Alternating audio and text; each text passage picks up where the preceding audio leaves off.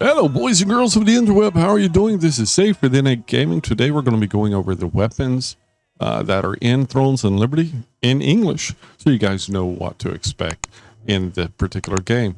So we're going to look at the two-handed sword first and start looking at the skills here. All right, so this is slowed down a bit, but this is a counter attack, and what this does is if you activate it at the correct time, when you get hit, that particular enemy will get stunned. As you can see right there, you see little twirlies above the head.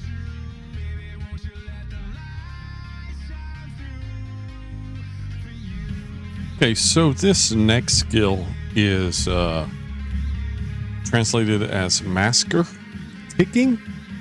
It's a cleave skill. What you're going to do is you're going to spin around like so, and you're going to hit everything in an AoE range around your character.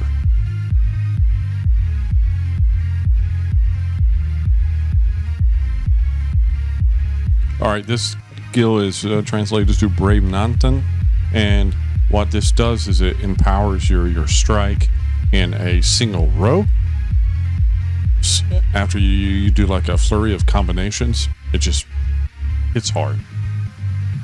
This skill is very, very simple. It's just a charge. It's a really nice looking skill, but just a charge. I like it. Okay, this is shock. Has a chance of stunning enemies. This is like an execute. It does additional damage to enemies that are stunned, rooted, or disabled. Da Vinci Spirit. This gives you and your party members a maximum health buff and life regeneration. Okay, this is translated into Split the Earth.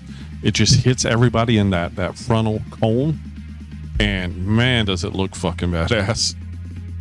Okay, so this is called, or translated to, Annihilation Nova. I slowed it down because it just looks so badass. Right, basically you're spinning around, hitting everybody in the area. You can move freely, and there is no collision. All right, next we have X Crushing. It's just a frontal cleave attack. That's all there is to it. All right, so this is Ascension Slash. Causes targets that are stunned, rooted, or sleeping to be knocked down. And if you knock them down, then you use Guillotine to cause them even more additional damage. Okay, so next is going to be the passive skills. I went ahead and translated those and just put them up on the screen. Slowed it down a little bit so you guys can pause it if you want to read through all of these. All right, so this is just showing you how you can combo with, say, the shield and sword and the two-handed sword. So you just use the shield and sword's chain to pull them in, and then just weld on them, basically. And this is the longbow and the two-handed sword again. He's rooting them in place, and then he charges them. So you can see how combos could be set up. That's all for the two-handed sword. Let me know in the comments down below if the two-hander is something that you would be into. Now let's look at the next weapon, the sword and the shield.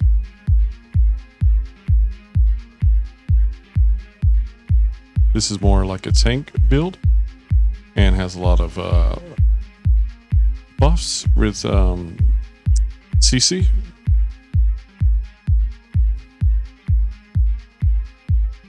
Okay, so the first skill is shield survival skills. It's like retaliation. Somebody hits you while you're blocking, it automatically will counter.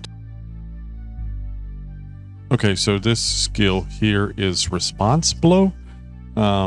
And it seems like it reflects one. All right, so this is shield strike. It seems that it gives you a buff for your accuracy to hit back.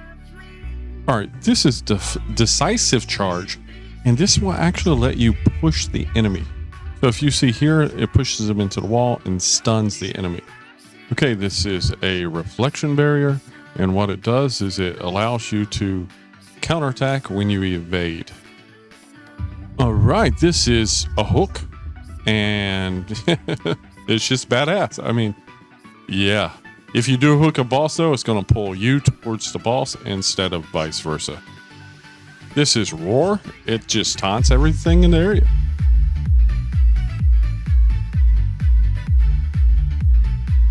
All right, Shield Throw. It makes every single warrior feel like Captain America.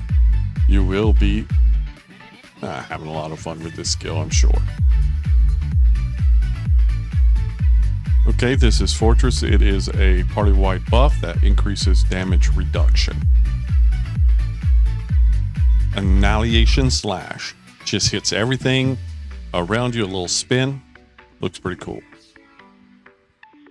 All right, this is Fierce Clash, and it you bash them with your shield and knock them away from you. It's kind of like the charge earlier. If they hit a tree or a wall or something, they're going to get stunned. Okay, this skill is translated to a chance to win, and it has a, like, depending on how weak the target is, it can just refresh and reset. All right, so we're going to look at the passive skills, and I translate it on screen for you. Again, slowed it down so you guys can go ahead and pause it and read the passives that the Sword and Shield has to offer.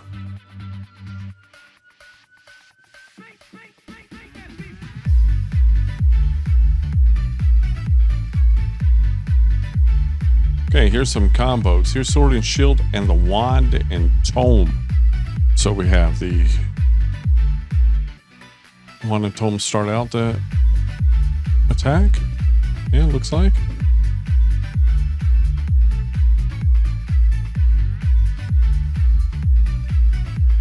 Maybe a Wand and Tome buff at the end. Sword and Shield and two-handed. This kind of looks exactly like what.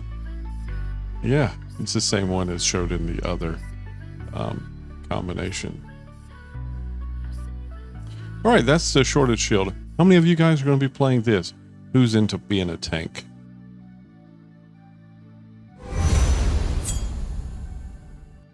All right, now we have the longbow. I'm always into archery type classes in MMORPG, so I'm kind of excited about this particular weapon. I like how you can target from different platforms or levels. Okay, this one is a little confusing. It's a retribution attack. When they hit you, you got a chance of doing a lot more damage back to them. Okay, so this is retribution fire. When used in place, meaning being still, the input damage is proportional to distance and can bind the target with a certain probability after moving when you. All right, this is Demonstration of the Wind, and it does damage according to how far away you are from the target. So the closer you are, the less damage. The farther you are, more damage. All right, this is Binding Arrow, and it has a chance to root the target in place. All right, this is Snipe. So the lower their health, the more damage you're going to be doing with this particular skill. Okay, this skill is Bombardment. If you crit more than twice on a single target, it will reset the cooldown.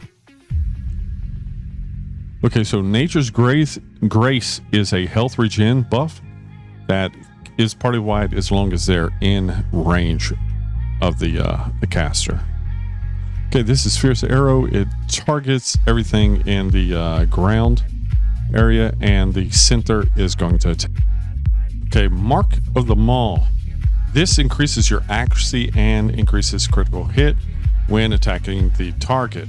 This will reset the cooldown when you do critical, and it does apply to your party members as well. They do more accuracy, have more critical damage. All right, this is Purification Touch, and it will remove one status effect on you and increase your attack speed, as you can see there. It also works on your party members. All right, so this is Spiral Arrow, and what it will do is it will reduce all movement speed around the very first enemy that is hit, you see, and then pulls them in.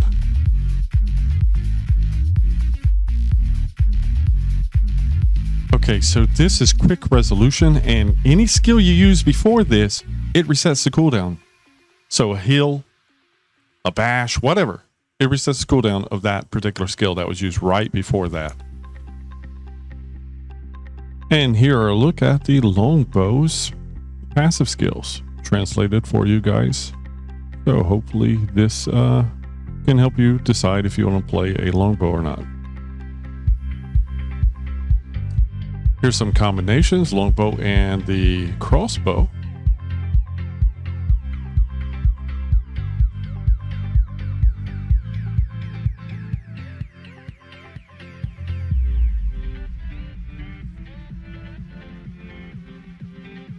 Longbow and the daggers, so it'd be like a interesting. Oh wow. That cooldown reset. That's powerful stuff, man. That's powerful stuff.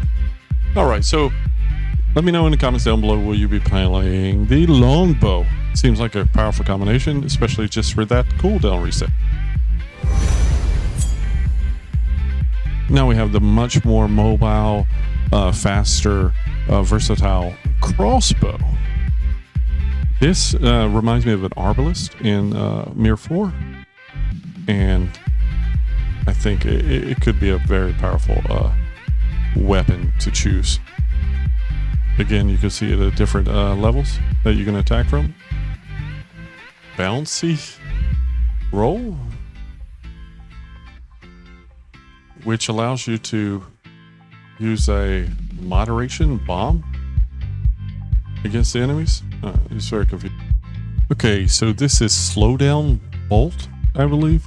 When you use it, your movement speed is slowed down. When it's not used, the secondary weapon attack of the next skill is activated. It's a little. So far, the crossbow is probably going to be a rather complex weapon that you'll have to really get into to understand, how to play it. It seems very, versatile, and it has a lot of utility to it. So, yeah, let's check out some more skills.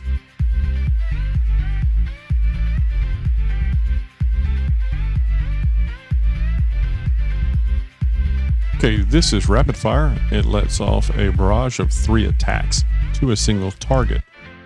Okay, this is nimble leap. When you use it, you increase your attack range and your attack speed. All right, this is mortal mark, and after hitting them with this, whatever damage you do afterwards, part of that accumulated damage will hit them again when the timer is up. All right, this is multiple shot, or as I would like to refer to it as the buckshot. Hits the enemies within range, and it has a chance to reset your cooldown on. Okay, this is called penetration of selflessness. And what it does is it removes all speed reduction effects and restraints, and boosts your own movement and your evasion as well. Okay, this is called Thorn of the Storm, and it produces additional projectiles during the time it's active. Right, so this is mana convert, and you take your health and you turn it to mana. Very simple. Okay, this is called recoil shooting, and honestly, I'm not sure what it does. It charges up a skill and then activates it. Merciless shooting. It increases damage when attacking the same target. So the more you attack one particular target, the more damage you do.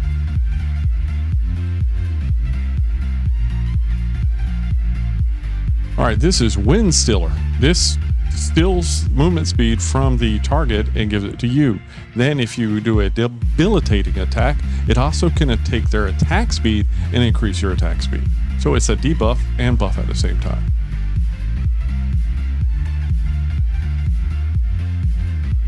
All right, let's look at the passives. All right, it's slowed down and translated for you guys. So as always, you can pause it, read over this, see if this is something you'd be interested in playing. Now we're going to go over a few combos. We got the crossbow and daggers. Let's see how that plays out. Interesting. Wow.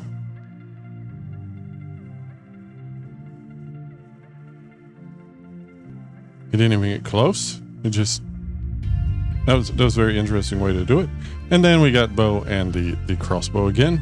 This is basically the same thing as the last section with the longbow.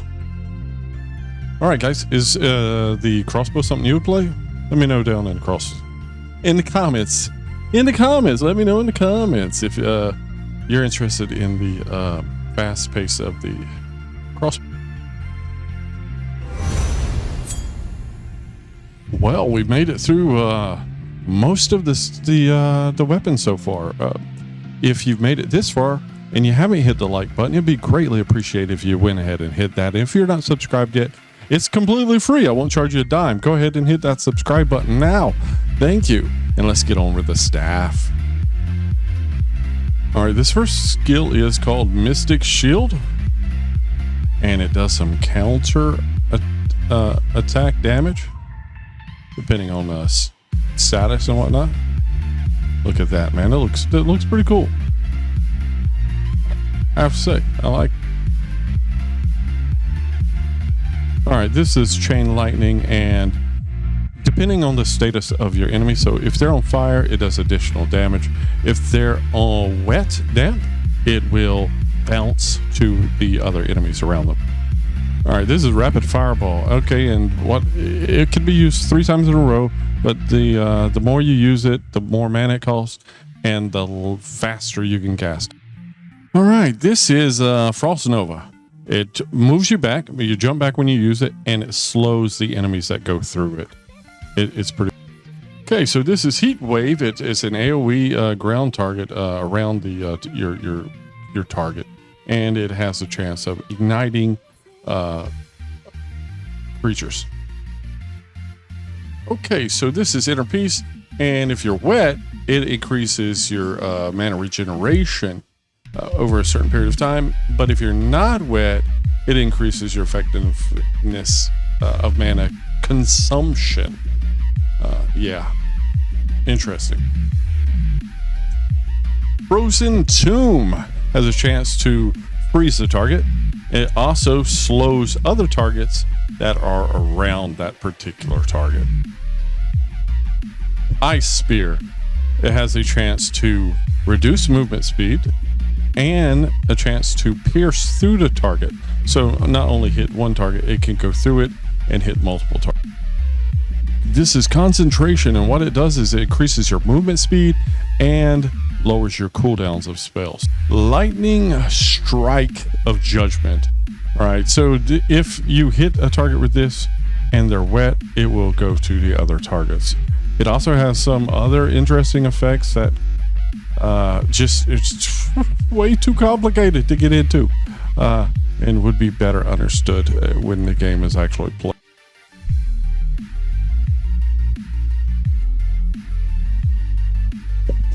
All right, we got Hellfire, which is a ground targeted AoE and has a chance to ignite enemies within it and a chance to push them back. Man, that looks so badass. Here's the passives. Like before, you could slow it down, pause it, and it'll be translated.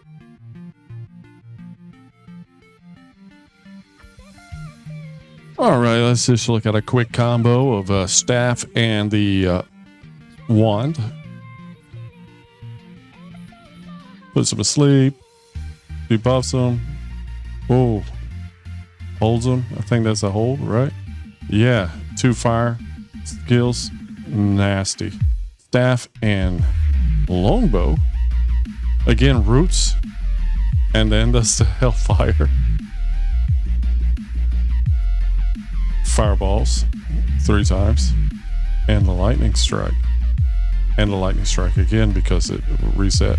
Really cool, really cool. I like the staff. The staff looks very impactful. Ah, man.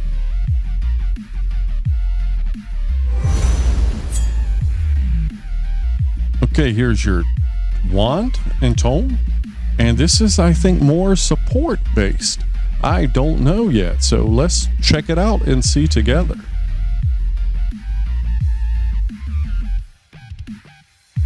Okay, this is Chaos Shield, and it increases your overall defense of you and your party members, and can restore stamina when hit by a rage attack. I'm not sure what a rage attack specifically is, but I think that's pretty interesting. This is Curse of Despair. It does damage over time, and it will not wake sleeping targets. So that's pretty cool. Right, and then we have Curse of Explosion, which will explode all of your damage over time effects that are on the target and cause instantaneous damage. And the next skill is Heal. We all know how that works, so I shouldn't have to explain. You heal. All right, this is Corruption Circle. It's a ground target AoE and curses everyone that's in range. Sleep. For the duration, the target is debuffed with movement speed and attack speed. They are put to sleep, but when attacked, they do take critical hit and will be woken up. Okay, Clay's Salvation heals your entire party as long as they are in range of your AoE. Time of Retribution, it debuffs them, makes it so you hit them harder, basically. Okay, this is Shield of Grace, which increases endurance at night and greatly increases the spell cooldown during the day.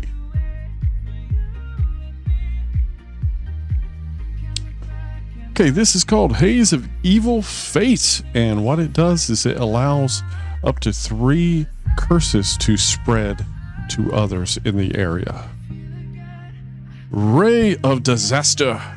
It is a continuous damaging in a straight line, and it will not wake sleeping targets. So now let's get on to the passives. All right, so here are the translations for you guys. You can pause it, as always. And we'll go on to some of the combinations.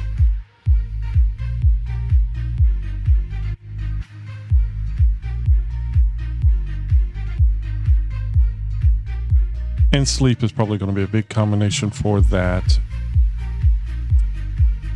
meteor. And this is actually one combination I was thinking about before we got to this, because of the mobility of the crossbow would be pretty nice. I have to say I'm slightly disappointed there is no resurrection for the wand and tome, being a heal class and such. Yeah, but what can you do? Maybe they'll add it later on.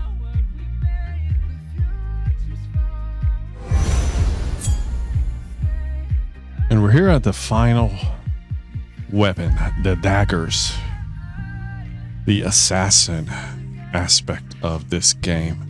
It looks insanely cool, I have to say. All right, this is sneak attack or stance against sneak attack or something like that. It puts you in stealth and allows you to switch to poison blades. Okay, poisonous blade poisons everyone in the hitbox around you. Predator Claws. It increases damages to targets that have been cursed, or if ignited, or even poisoned. Okay, Shadow Attack. If you're a certain distance away, you can use it to teleport directly on top of the target or behind the target. This is poisonous injection. It adds poisonous effect to the target and stops them from HP regeneration.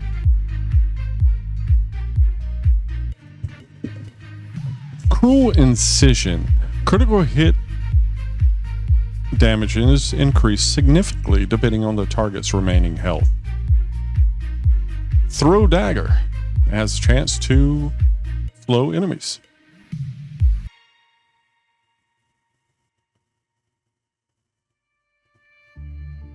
Ankle strike. If a target is stunned, rooted, or asleep, it can knock them down. Stealth. If you attack from stealth, you will be revealed, but it'll be a critical hit. Also, if you transform, it's going to reveal you, of course.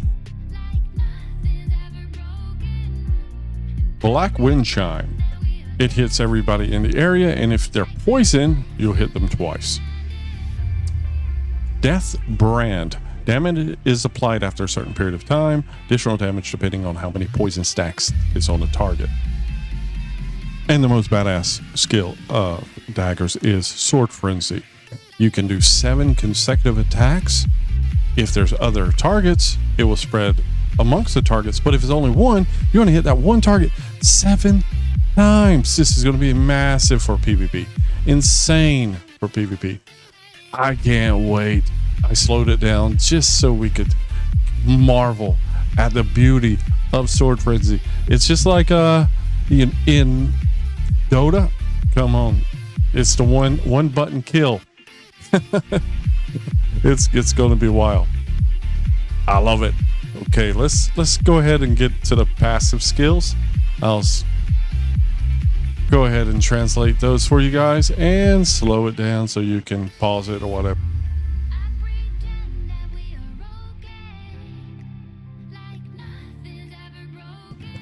Alrighty, there you have it. All 7 weapons that will be in Throne and Liberty at launch. I hope you enjoyed it. Please do hit that subscribe button and the bell notification so you know when we have other videos. It helps out a lot. Leave a comment down below if you have any questions or if you want to show appreciation. Until next time, guys, take care, peace out, and be safe.